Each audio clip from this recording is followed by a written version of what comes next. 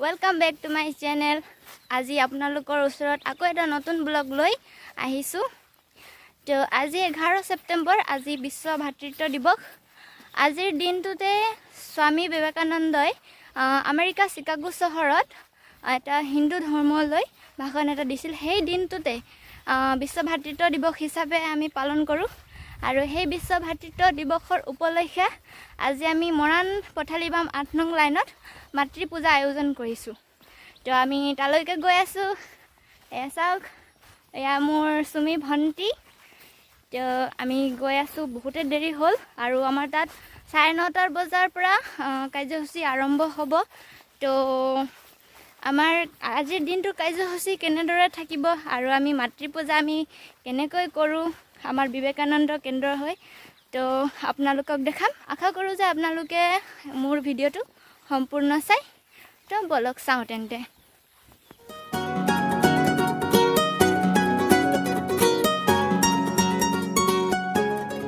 এয়া আমাৰ মৰাণ পথালিবাম ডিভিজন বাগান। আমি বাগানে গৈ আছোঁ। তো অলপ দেৰি পাছত আমি পামেই তাত। আৰু গালিও শুনিব আছে, যিহেতু আমাৰ বহুত দেৰি হ'ল আৰু অলপ দেৰি পাছত আৰম্ভই হ'ব। 9:30 বাজিলেই চাগে, মই টাইমটো চোৱা নাই। বাগান চাওক, এয়া ইমান ধুনীয়া পৰিৱেশ।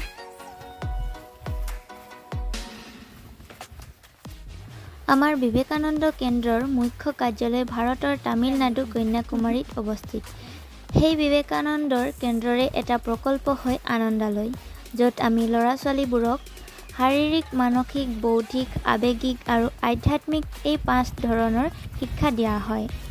আনন্দালয়ৰো ভিডিঅ' এটি নিশ্চয় বনাম আৰু তাত আপোনালোকে চাবলৈ পাব আমি ল'ৰা ছোৱালীক কি আৰু কেনেধৰণৰ শিক্ষা প্ৰদান কৰোঁ।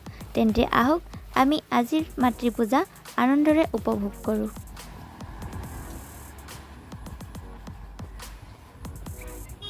সৌৱা দেখিছে পথালিবাম 8 নং লাইনৰ ৰঙমঞ্চ, য'ত আমি মাতৃ পূজা আয়োজন কৰিছোঁ।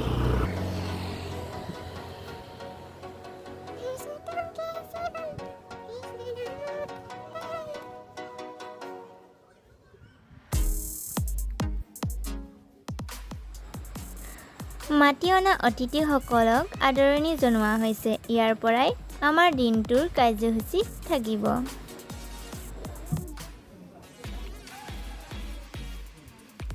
অতিথিসকলৰ পৰিচয় আৰু সম্বৰ্ধনা জনোৱা হয়।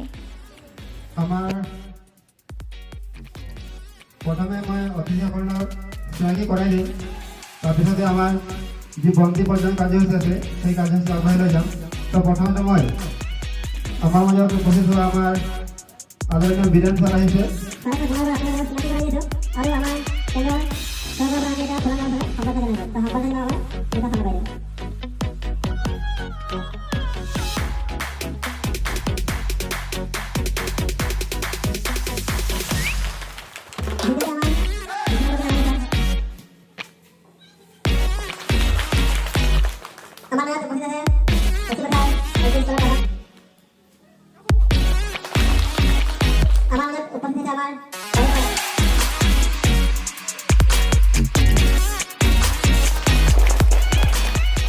ধন্যবাদ। এতিয়া আমাৰ আছে বন্তি প্ৰজ্বলন।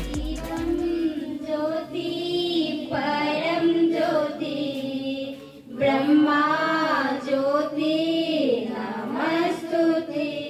দীপম জ্যোতি পরম জ্যোতি ব্রহ্মা জ্যোতি নমস্তুতে। দীপম জ্যোতি পরম জ্যোতি ব্রহ্মা জ্যোতি নমস্তুতে। দীপম জ্যোতি পরম জ্যোতি ব্রহ্মা জ্যোতি নমস্তুতে। নমস্তুতে নমস্তুতে। ইয়াৰ ভিতৰত আছে আমাৰ 3 অংকৰ মংগলাচৰণ। তো আমাৰ মাজত পঞ্চমী বাইদেউ, নীতা বাইদেউ আছে। মই তেখেতসকলক আগ ধৰিবলৈ অনুৰোধ জনাইছোঁ। ওম সহনা ভৱতু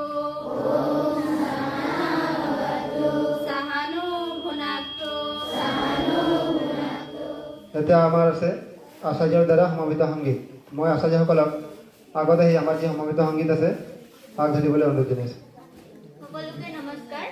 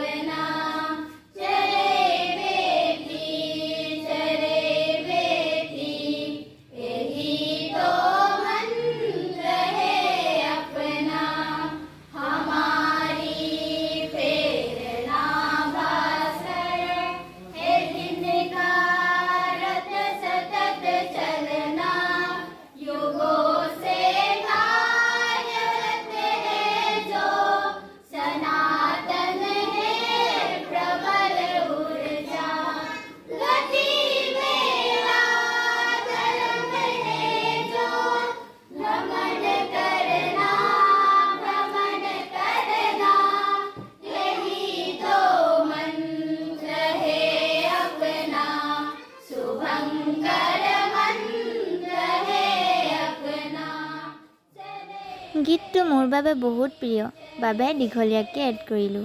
আপোনালোকক কেনেকুৱা লাগিলে কমেণ্ট কৰি জনাব। আদৰণীয় অজয়দা, আপোনালোকৰ চিনাকি কৰাই দিছোঁ। বিবেকানন্দ কেন্দ্ৰৰ লগত 2004 চনৰ পৰা জড়িত আছে। আমাৰ যি আনন্দলৈ প্ৰকল্পৰ প্ৰথম বেষ্টৰ আমাৰ আচাৰ্য আছিলে আৰু বৰ্তমান দায়িত্ব আছে বিবেকানন্দ কেন্দ্ৰ অসম প্ৰান্তৰ আনন্দলৈ প্ৰকল্পৰ সহ সম্পাদক। আজি আমাৰ যি আদৰণি ভাষণৰ আগত মই কেন্দ্ৰৰ পৰিচয় আছে, তো কেন্দ্ৰৰ পৰিচয় মই দাঙি ধৰিবলৈ প্ৰথম অজয়দাক জনাইছোঁ। বিবেকানন্দ কেন্দ্ৰ কন্যাকুমাৰী অসম প্ৰান্ত আনন্দালয় প্ৰকল্প আসাম প্ৰান্ত আনন্দালয় প্ৰকল্পৰ যোগেদি আয়োজিত মাতৃ পূজাত উপস্থিত সন্মানীয়। ইয়াৰ পাছতে বিশিষ্ট অতিথি বিনোদ ডাঙৰীয়া ছাৰৰ দুআষাৰ থাকে। আজি আমাৰ এই সভাত লগতে বীৰেন ছাৰৰ ধুনীয়া এটি প্ৰশ্ন। মাতৃ দিৱস বুলি কওঁতে সঁচাকৈ আমি যদি চিন্তা কৰি চাওঁ, আমি যদি এটা কুইজ এটা ৰাখোঁ বা প্ৰশ্ন এটা ৰাখোঁ আৰু তাত যদি অপশ্যন কেইটামান দিয়া যায় যে আমাৰ সকলোতকৈ প্ৰিয় কোনজন, আমি যদি এনেকৈ কওঁ, তাত যদি ৰাখোঁ আমি পিতৃ, মাতৃ, শিক্ষাগুৰু, দীক্ষাগুৰু, যদি আমি এনেকুৱা 4টামান অপশ্যন যদি ৰাখোঁ আৰু যদি আমি সুধিবলৈ যাওঁ প্ৰশ্নটো আপোনালোকৰ প্ৰিয় কোনজন বুলি, আপোনালোকে কি ক'ব বাৰু? নিশ্চয়কৈ আপোনালোকৰ মনত জাগিব। প্ৰথমতে আমি জন্মগ্ৰহণ কৰাৰ কেঁচুৱাটোৱে যেতিয়া মাত ফুটাব পাৰে সি মা বুলি উচ্চাৰণ কৰিব, হয়নে বাৰু? ইয়াৰ পাছতে মাতৃসকলৰ চৰণ ধুওৱা। এইখিনি কাম ল'ৰা ছোৱালীসকলৰ থাকে। সকলোৱে নিজৰ নিজৰ মাতৃক চৰণ ধুৱাই বহা ঠাইলৈ লৈ যায়। যিহেতু আমাৰ ওচৰত সময় নিশ্চয় কম, সেয়েহে আমাৰ কাৰ্যকৰ্তাসকলে এই নিয়মটো পালন কৰে।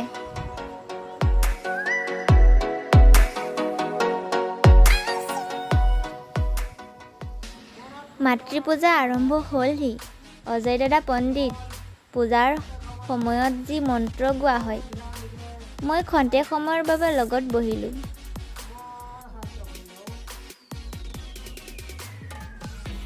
প্ৰথমে 3 ওমকাৰ শান্তি পাঠ কৰি পূজা আৰম্ভ হয়।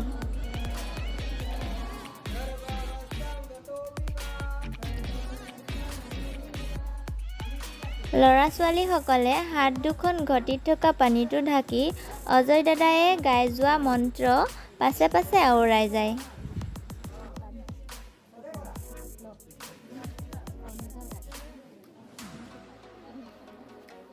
তাৰ পাছতে সেই পানী মাতৃৰ গাত 3 বাৰ ছটিয়াই দিয়ে। মাতৃও তেওঁৰ নিজৰ ল'ৰা-ছোৱালীৰ গাত তুলসী পাত 3 বাৰ ছটিয়াই দিয়ে। আমি সকলোৱে জানো যে পূজা বুলি ক'লে সকলোতকৈ প্ৰথমে গণেশ ভগৱানক পূজা কৰা হয়। আমি এই পৃথিৱীখনত জন্ম লোৱাৰ পাছত আমাৰ প্ৰথম গুৰুৱে হৈছে আমাৰ মা। সেয়েহে গুৰু স্তৱন গোৱা হয়। अखंड मंडल आकारम অখণ্ড মণ্ডল ল'ৰা-ছোৱালীবোৰে মাৰ ভৰিত চন্দন কুমকুম লগায়। আৰু কুমকুম যিটো হিন্দু আছে লগতে মাতৃয়ে নিজৰ ল'ৰা-ছোৱালীসকলক কপালত চন্দন লগাই দিয়ে। ল'ৰা-ছোৱালীসকলে ফুল, বেলপাত আদি নিজৰ হাতত লৈ মন্ত্ৰ গাই মাৰ চৰণত 17 বাৰকৈ অৰ্পণ কৰে।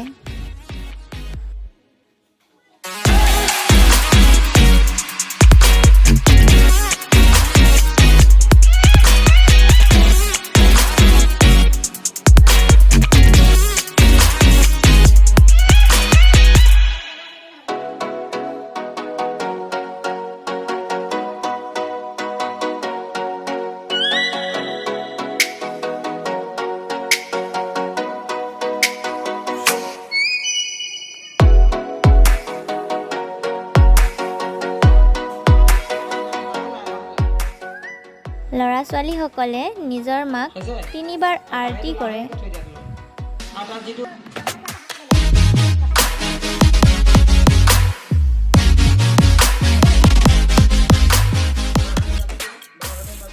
যি ৰাখী সূতা থাকে সেই সূতা মাতৃৰ বাওঁ হাতত বান্ধি দিয়ে।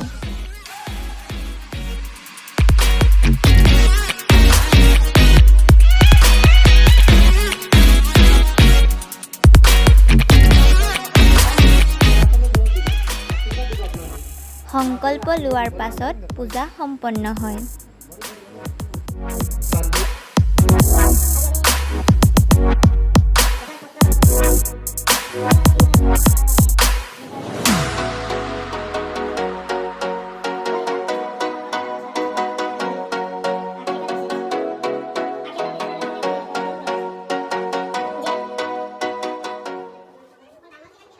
তাৰ পাছতে মাতৃসকলৰ অনুভৱ কথন থাকে।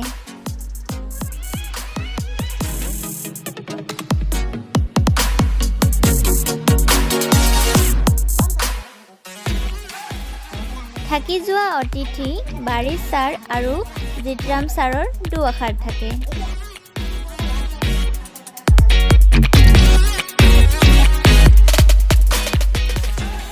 শেষত আনন্দলায়ৰ ল'ৰা-ছোৱালীৰ দ্বাৰা প্ৰতিভা প্ৰদৰ্শন। আমাৰ আনন্দলায়ৰ ল'ৰা-ছোৱালীসকলৰ নাটক আৰু বেলেগ আনন্দলায়ৰ ঝুমুৰ একশ্যন ছং আৰু সূৰ্য নমস্কাৰ থাকে।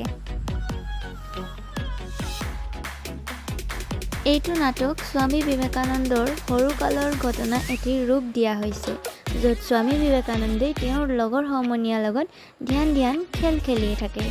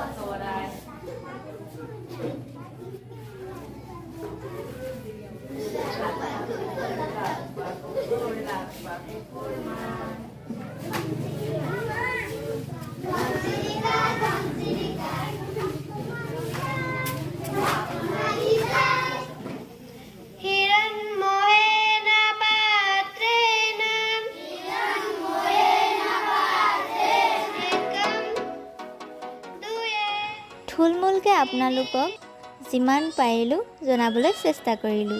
যদিহে ব্যাখ্যা কৰোঁ ঘণ্টা লাগি যাব পাৰে।